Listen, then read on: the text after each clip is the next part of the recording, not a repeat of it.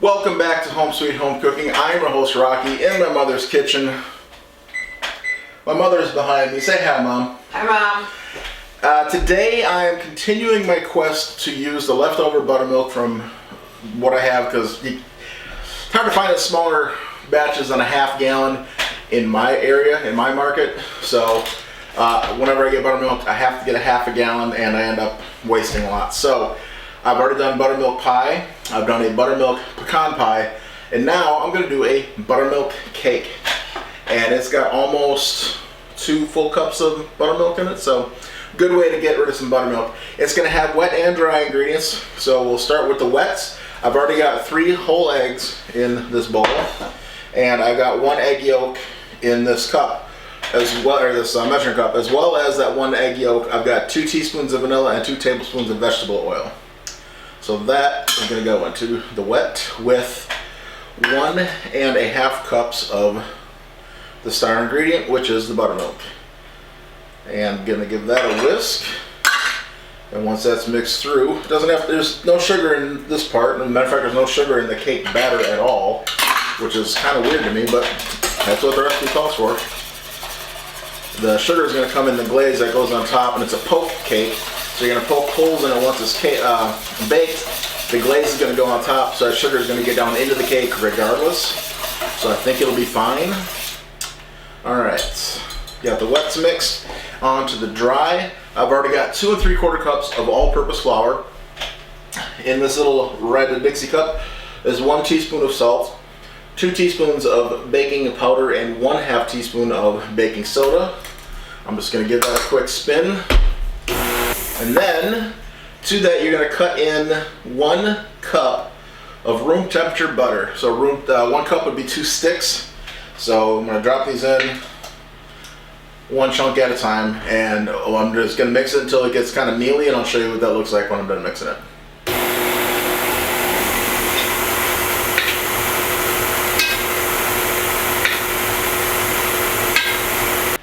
Alright, you've got that mealy, kind of wet, coarse sand kind of look to it. That's what you want. I'm going to put that back under there. And now you're going to mix the wet into the dry. You're going to do it in 2 installments. And you do not want to overmix it. If you end up on the final mix mixing it for more than 1 minute, you've overmixed it. You just want this to come together. So about half of it.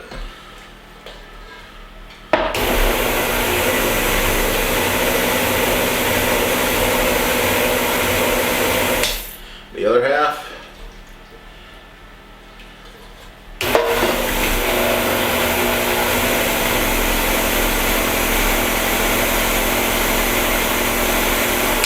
Give it a scrape.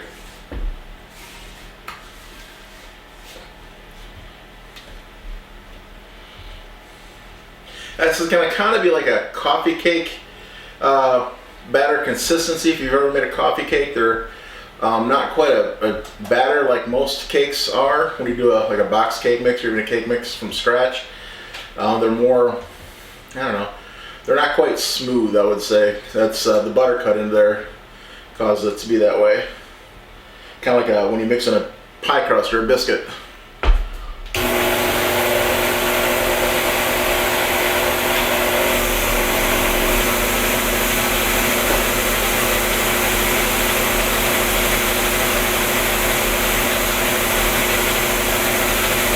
Alright, that's well under a minute of mixing. That's going to go into your oven is preheated to 325. And you're going to take your 9x13, you're going to grease it. I'm just going to use the butter wrapper and get that greased well on the sides and the bottom. And then you're going to flour it a little bit. I was watching a guy do a different type of buttermilk cake. It was more fancy, more French, and it was a chocolate buttermilk cake. And he said, which I never thought about this, but if you're doing a chocolate cake, instead of using flour, use cocoa powder. Because the white flour can leave white residue on your chocolate cake. Made sense, I never thought about it, but it'll work. So, a little flour in there. Get all the butter coated. And this is just going to help it keep from sticking, hopefully, keep from sticking in the pan.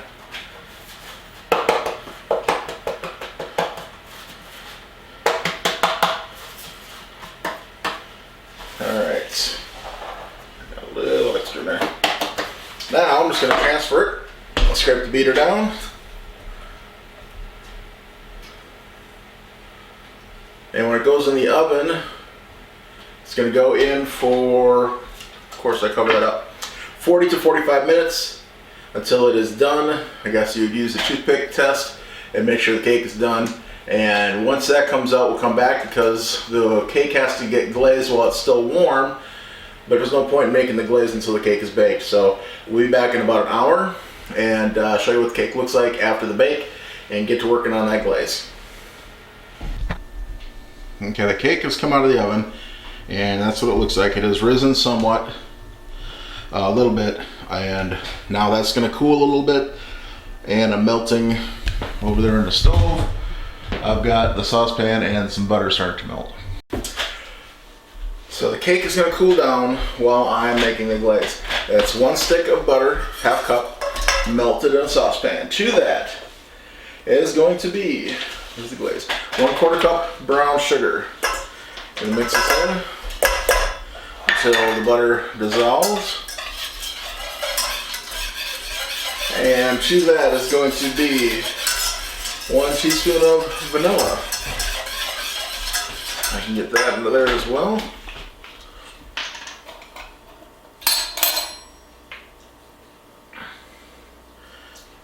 And I'm going to stir this in a little bit while the butter's still warm to help with the brown sugar melting.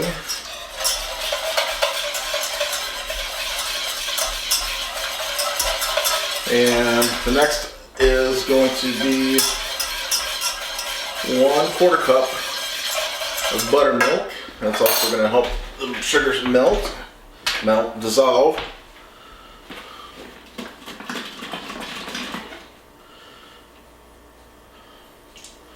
Now I tasted the batter and before I baked it, and it was very thick. It's more like a thick pancake batter, so you just can't pour it in. It's not going to self-level. You're actually going to have to spread it in there. And I took a taste of it. Look at the spatula.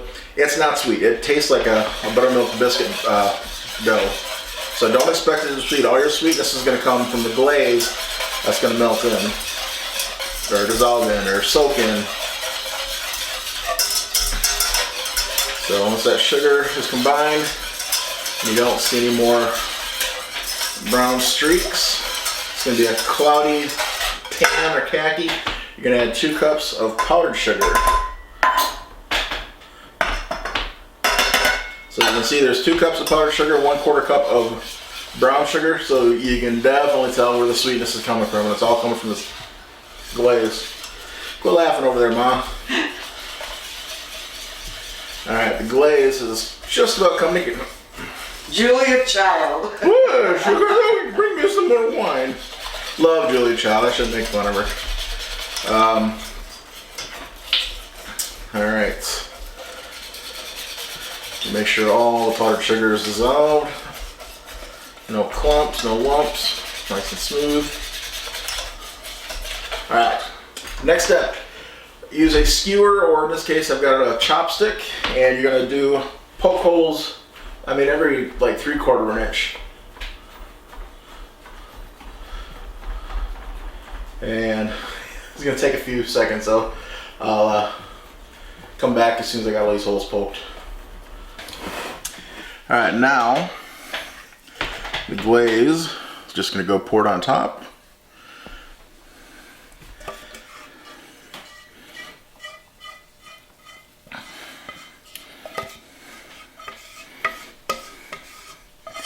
And once you get all that sweet gooey goodness out of there, you're just going to take it and spread it out over the cake. And now this is going to sit for a few minutes, and as it sits, you can already see it starting to do its magic. I'm over here spreading this half, and you can already see it soaking down into the hole. So you're just going to give it a minute, spread it out, and give it another minute, and let those holes soak it up. Come back, spread it out again, let it sit for a few minutes, and the holes will show back up again. Spread it back out. You want to do that about 2 or 3 times, and then you're done. So at this point, I'll just go ahead and keep my eye on it, spread the glaze out again, and in a half an hour, it's eating time.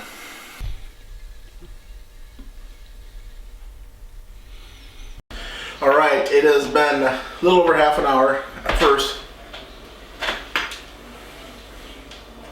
It just good. smells brown sugary because of the glaze. I don't get a whole lot of buttermilk scent from it. Yeah, I don't have a big piece, so. And we're sharing. That's why I have a big piece cut, right? Right. Yeah. The other day, when we had the buttermilk pie, how many pieces of pie did I eat? You ate 2 and you were going for 3? Yeah. Right after the camera shut off, I just kept eating. That buttermilk pie was so delicious that I couldn't stop eating. I was surprised. Yeah. She's not a big buttermilk fan. Well, I don't drink it, but I use it in cooking. Yeah, so I'm kind of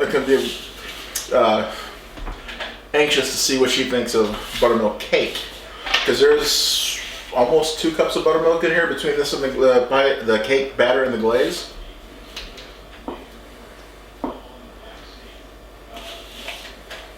And it does have almost that biscuity, pancakey, buttermilk pancake smell to it.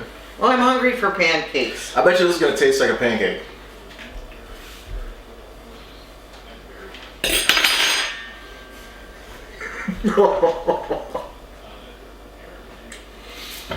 It does. It tastes like a pancake. A nice, thick, soft pancake for dessert. Should I get some syrup? That glaze makes it sweet enough. Oh my goodness, folks. This is better than I expected. This is fantastic. To me, I don't know about her. She's not having a second bite, so I don't know. I'll try and see if the second one is as bad as the first one. Yeah, as bad as. It's not. It's cakey, but and the fact that it's got that cake-like texture and look. But you can smell it, definitely. It smells like a pancake. It's not like that sweet vanilla-y or chocolatey cake texture you get. And a pancake, I mean, because you put sugar on it, it is a breakfast cake. Do you know what would help this? Ketchup. If there's any good lawyers out there that can tell me how to disown a mother, let me know. Well, I mean, if you don't like pancakes, you're not going to like this. But if you like pancakes, this is a fantastic dessert. I love pancakes, but I wanted a cake. That is a cake. I've never made a pancake that big. Anyways, folks, this is delicious. Best served warm. I can see why. So you might want to zap this in the microwave for leftovers. But if you're going to do this for people for supper, you definitely want to get this out of the oven right before you sit down to eat, because you want it that warm. Yeah, cold. Yeah. I don't think I could eat it at all. Well, I could. But well, yeah, I think it's best going to be served warm. Yeah. A little whipped cream on there, maybe, even as well as a side of ice cream would be fine, just like a regular piece of cake. But this is really good. I like this. So, if you're in the mood for something a little bit different, it's different. Yeah, it's definitely different than a cake, and it's a good way to use up some buttermilk, and it's just delicious all the way around. Give this a try. I'm still looking for. I've got another.